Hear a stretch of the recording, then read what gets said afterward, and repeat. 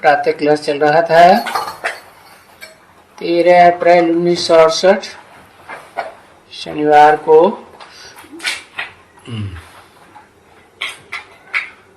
तीसरी पेज के मध्य में बात चल रही थी कि शिव बाबा ऐसे नहीं करना चाहिए, कहना चाहिए। हाँ, सिर्फ बाप को याद करना है। बाकी शिव बाबा तो है ही उस समय, तो बाबा सिर्फ दे देते हैं कि शिव बाबा को याद करो, डायरेक्शन देते हैं। ये तो बिल्कुल सब कोई जानते हैं कि हम आत्माएं हैं, सब बच्चे जानते हैं ना। और सुप्रीम सोल बाप की संतान है, और जिसकी संतान है वो ही आकर के सन्मुख कहते हैं।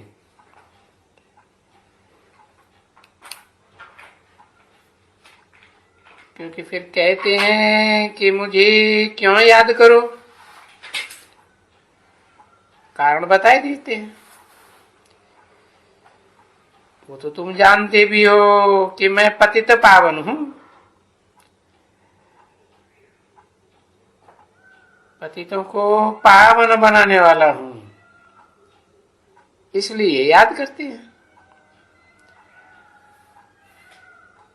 और बरोबर कल्प कल्प आता हूं पतितों को पावन बनाने के लिए,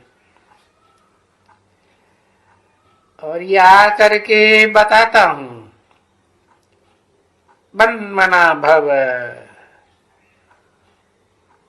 मेरे दिल में समा जा, मन में समा जा। तो पहचानना पड़े ना कि मेरा दिल किसके ऊपर है। तो जिसके ऊपर है मेरा दिल है, तो और सभी संबंध छोड़ है, अपन को आत्मा समझ है। मुझे अपने बाप है, मनुष्य सृष्टि का बाप है ना, जिसमें मैं आता हूं। तो सीधा कहते हैं मुझे अपने बाप शिव को याद करो, क्योंकि तुम आत्मा हो, आत्मा का बाप। बच्चे को बाप को याद करना पड़े ना, बाप से ही सुख शांति का वर्षा मिलना है, तो याद करो। और याद करने से बता दिया क्यों याद करो, कि तुम्हारा जो जन्म जन्मांतर का पाप है सो सब कट जाएगा। तो मेरा तो ये पार्ट है पतितों को पावन करने वाला, मैं तो एवर प्योर हूं, क्योंकि मैं जन्म मरण के चक्र में ही नहीं आता। मेरे को शंकर रंग भी नहीं लगता, तो एवर पावन हूं। तो मुझे याद करेंगे, इसको कहा जाता है कि वही सिर्फ मुझे याद करेंगे, आत्मा के बाप को है। तो इसको संग कहा जाता है। भाई संग किसका संग है? जो बुद्धिमानों की बुद्धि है, उस बुद्धि के बुद्धिमानों के बाप का संग।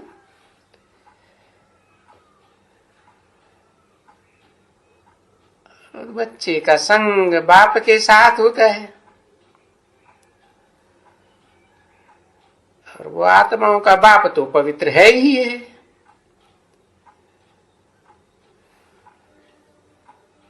क्योंकि वो तो जन्म मरण के चक्र में आता नहीं, गर्भ से जन्म लेता नहीं। तो बस बच्चे संग के रंग में आते जरूर हैं, लगता है संग रंग। तभी कहा जाता है संग तारे कुसंग बोरे। अभी जो संगम युग है ना, पुरुषोत्तम संगम युग, आत्मा में उत्तम से उत्तम आत्मा बनाने वाला युग।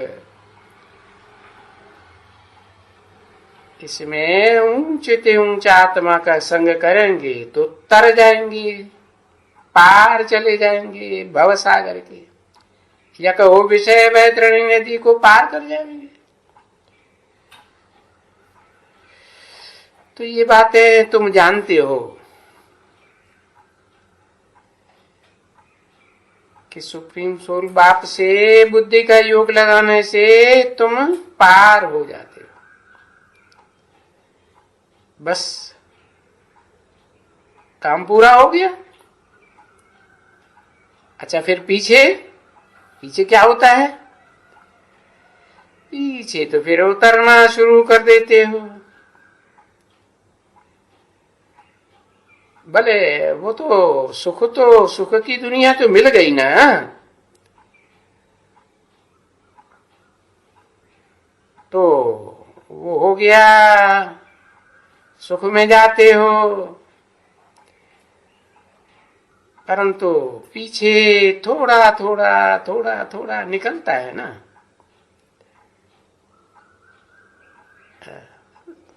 संग का रंग तो लिया है ना, तो गाया जाता है संग तारे, भाई सत्य का संग तारे। अभी इसका भी अर्थ तुम समझते हो कि सत्य है कौन इस संसार में, जो है आदि से अंत तक है, सच्चा पाठ बजाता है। भक्ति मार्ग वाले बिल्कुल नहीं समझते, क्योंकि सच्चा का तो गीता में भी परिभाषा बताई दी ना। क्या परिभाषा बताई है? ना सते विद्यते भावो, ना भावो विद्यते सत्य। सत्य का कभी लोप इस संसार में होता नहीं। तो तुम बच्चे समझते हो,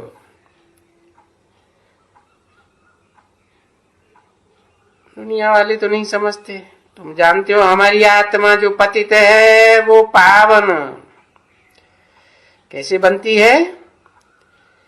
ये बुद्धियों को तुमने लगाया, बुद्धिमानों की बुद्धि के साथ तो संग लिया ना सत्य का। बाकी ये संग नहीं, देहधारियों का नहीं।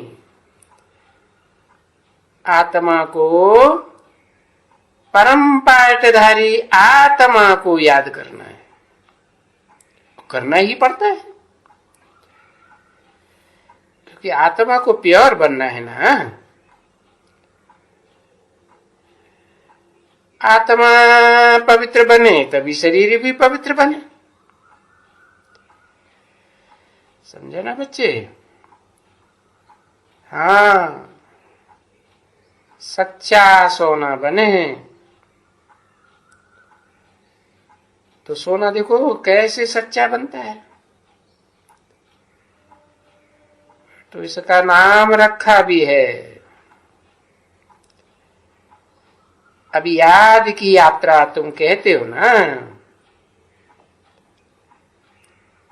वो कहते हैं योगाग्नि,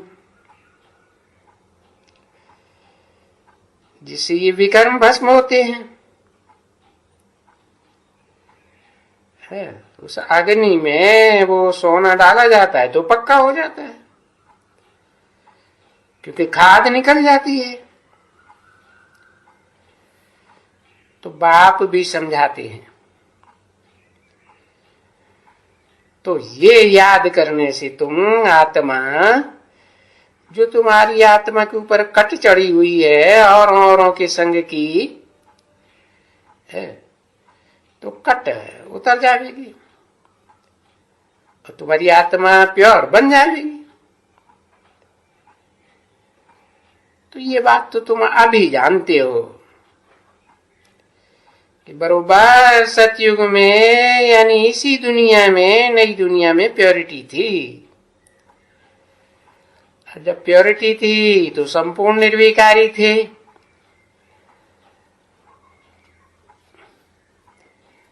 और 16 कला संपूर्ण थे।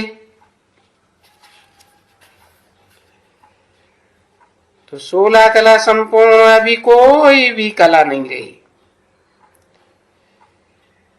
क्योंकि देहधारियों के संग के रंग से सुख भोगते भोगते आत्मा की शक्ति छीन हो गई, रोशनी कम हो गई। तो देखो, आत्मा को ग्रहण लग जाता है ना, है? राहु का ग्रहण लग जाता है। कैसा रंग है राहु का? एकदम काला। तो ये जो राहु है ना, ये राहु का ग्रहण अभी इसी सारी दुनिया को लगा हुआ है। हाँ, उसमें भी खास भारत देश को, और बाकी तो दुनिया को भी राहु का ग्रहण लगा हुआ है। 13 अप्रैल 1968 की प्रातः क्लास का चौथा पेज, शनिवार को। तो ये बात है ना कि वो राहु काला है, सारा ही काला, सब। एक तत्व भी काला। अरे इस दुनिया में जो कुछ तुम देखते हो, हाँ, इन आंखों से ही देखते हो ना, और तुम शरीरों को भी तो देखते हो ना। तो देखो काला, और उसकी निशानियां भी बड़ी। फिर देखो कैसे काला है। मंदिरों में चले जाओ, राम सीता का मंदिर देखो, लक्ष्मी नारायण का मंदिर देखो, शिव का मंदिर देखो, कैसा दिखाई पड़ेगा? काला ही काला। तब ही तो कहा जाता है यथा राजा रानी तथा प्रजा। अब इनका अर्थ, काले का अर्थ कभी भी कोई की बुद्धि में नहीं था।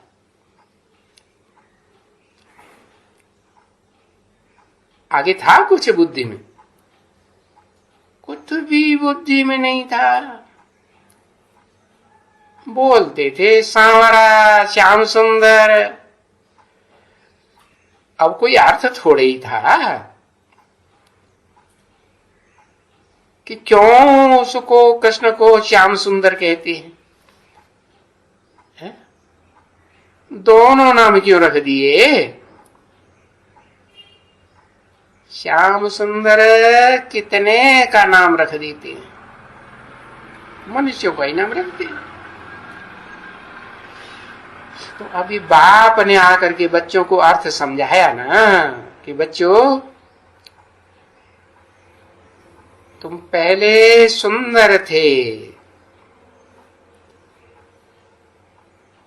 सतयुग के आदि में बहुत सुंदर थे। पीछे इस दुनिया में देहधारियों के संग के रंग से सुख भोगते भोगते श्याम बने। कलयुग के अंत में आते आते पूरे काले बन गए। इस काम शिक्षा पर बैठने से है तुम काले बन जाते हो, ज्ञान शिक्षा पर बैठने से सुंदर बन जाते हो। और ज्ञान तो तुम 63 जन्म भी सुनते आए, परंतु फर्क क्या हुआ है? अब क्या फर्क हो गया ज्ञान सुनने में? है हाँ, अब फर्क ये हो गया कि अनेकों से ज्ञान 63 जन्म सुनते आए, और अभी एक से ज्ञान सुनते हो। तो एक से जो ज्ञान मिलता है वो है अव्यभिचारी ज्ञान। उसे कहेंगे ज्ञान शिक्षा पर बैठना। और तुम जानते हो उस एक की याद की यात्रा से ही तुम पवित्र बनते हो, और एक को जानते हो, पहचानते हो। तो जो बन गए थे पहले भी सृष्टि की याद में, अभी फिर भी यही बनना है। बनना है और यहां आ करके बनना है। आएंगे तभी तो सुख है, वो संकरंग लगेगा। हाँ, बस श्याम ते काले ते सुंदर गोरे बन जाएंगे। तो ये चक्कर चलता रहता है। श्याम से सुंदर है, सुंदर से श्याम, फिर श्याम से सुंदर। तो इसका अर्थ देखो कितना बाप ने बैठ करके समझाया। किसका? श्याम सुंदर का। अब देहधारी मनुष्य तो कोई भी नहीं समझते हैं इसका अर्थ। बाप ने आकर के बच्चों को समझाया है, क्योंकि ये इसमें पक्की है कि बाबा हम आत्माओं को सारी ज्ञान की गहराइयां समझाते हैं। और फिर ये भी है, क्योंकि है डिफिकल्ट। ऐसे तो इंसान सहज है और भाषा भी बहुत सहज है। दुनिया में जितनी भाषाएं हैं उनमें कौन सी सहज भाषा है? हिंदी। हाँ, तो मोटी बुद्धि से कहेंगे हाँ हम आत्मा बाप को याद करते हैं। तो बस ये भी अगर मोटी बुद्धि से भी बाप को भले, फिर ये बुद्धि में तो आ ही जाता है ना कि हम आत्मा भी तो बिंदी हैं, हमारा बाप भी बिंदी, और तुम आत्मा और बाप परमात्मा, परम पाठधारी है ना। तो इसको कहा जाता है आत्मा का रियलाइजेशन। बात किया ऐसे नहीं कि बस आत्माओं के बाप को जान लिया कि मैं आत्मा बिंदी, सब आत्मा बिंदु, तो सब आत्माओं का बाप ज्योति बिंदु। ये कोई रियलाइज थोड़ी हुआ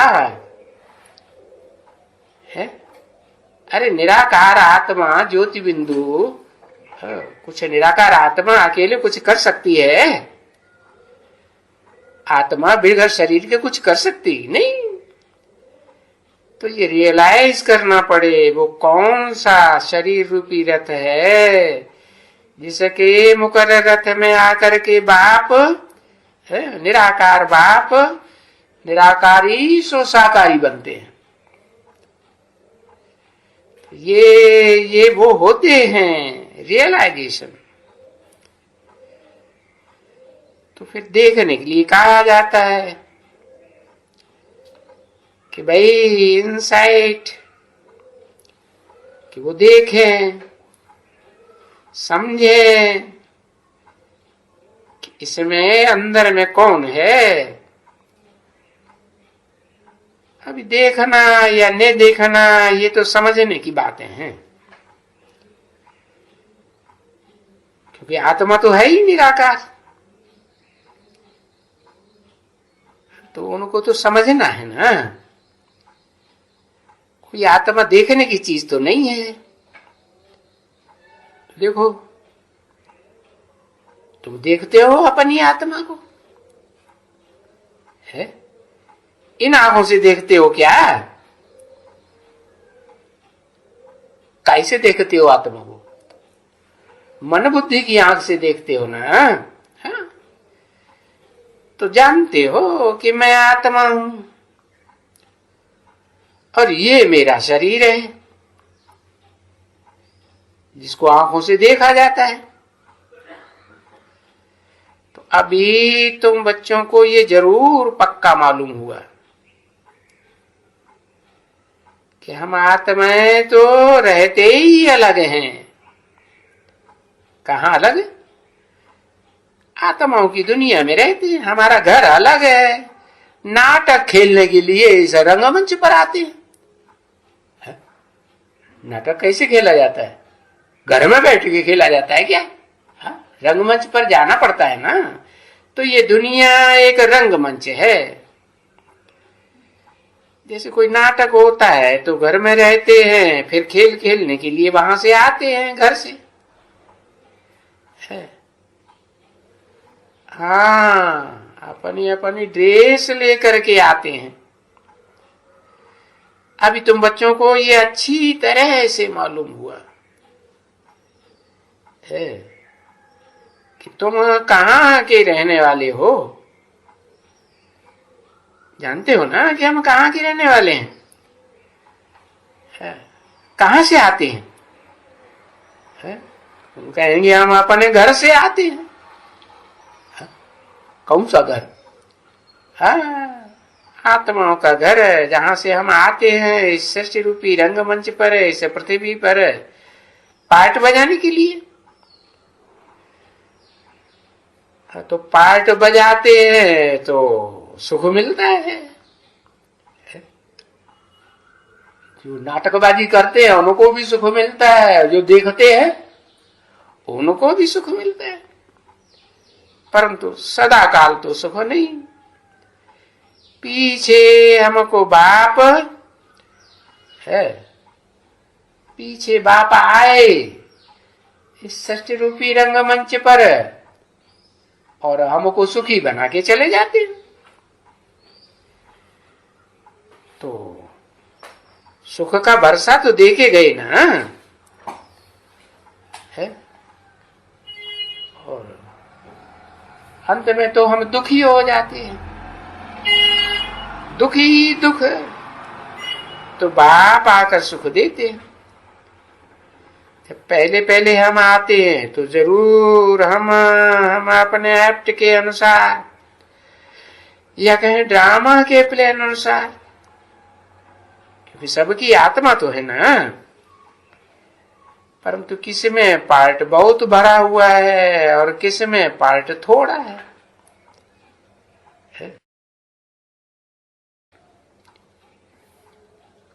जैसे बैटरी होती है ना, कोई में बहुत पावर और कोई में थोड़ी पावर होती है। तो कोई आत्मा में बहुत छोटा पार्ट, कितने जन्म का छोटे थे छोटा, एक जन्म का, 2 जन्मों का है, 2 जन्म किया, एक सुख का जन्म और एक दुख का जन्म, बस। तो सब पार्टधारी हो गए ना बच्चे।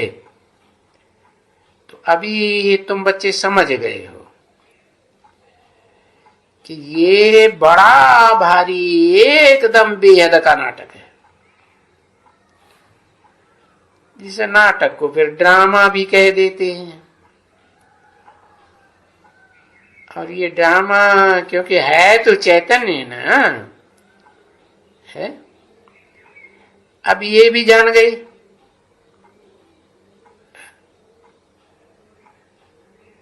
क्या कि हम कहां से आते हैं और कहां आकर के पार्ट बजाते हैं और कैसे कैसे नंबर बाहर आते हैं। पहले पहले आते हैं हम तो पहले पहले देवी देवताओं का घराना होता है। और दूसरे धर्म वाले कोई नहीं होते। तो देखो, अब वो उन देवी देवताओं की वो नाम निशान भी नहीं है। उस समय में थे,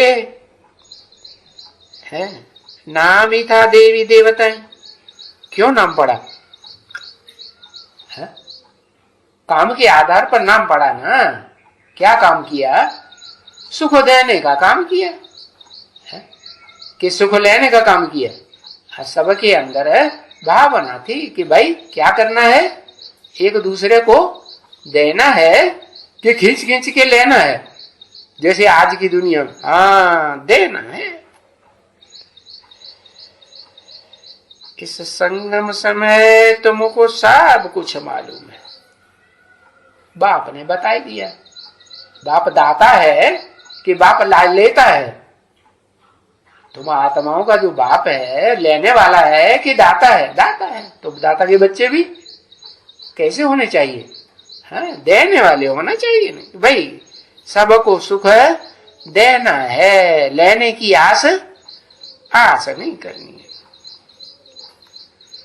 ओम शांति।